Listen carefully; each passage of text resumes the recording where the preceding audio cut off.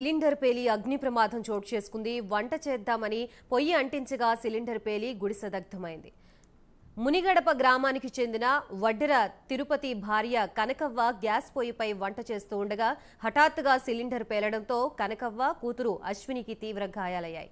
ప్రమాదంలో 20,000 వరకు ఆస్తి నష్టం జరిగిందని బాధితులు తెలిపారు.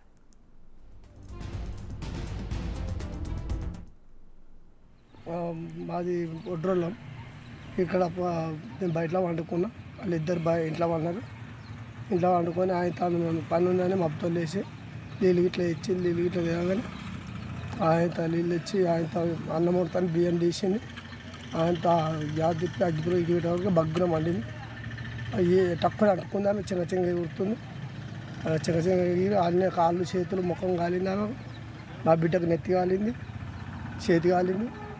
నేను ఏంద్రేంద్ర చేసేవరకు అంతా పట్టుకోవరకు వీళ్ళు పక్కపొట్టలు వాళ్ళు నీళ్ళు వచ్చి మా అన్న ఇట్లా అందరు వచ్చి నీళ్ళు ఉప్పితే ఇంకా ఎక్కువ మంట మండింది. సర్లాల్లో మొత్తం అయిపోయింది. బయటికి అటు ఇటు కట్టెట్లో నూకేసినాం బయటికి గుడిని. పర్సు కూడా ఎగురగానే పడిపోయింది. 8,000 రేకులు తెచ్చుకుంటాను. నిన్ననే 4 గంటలకు వచ్చిన.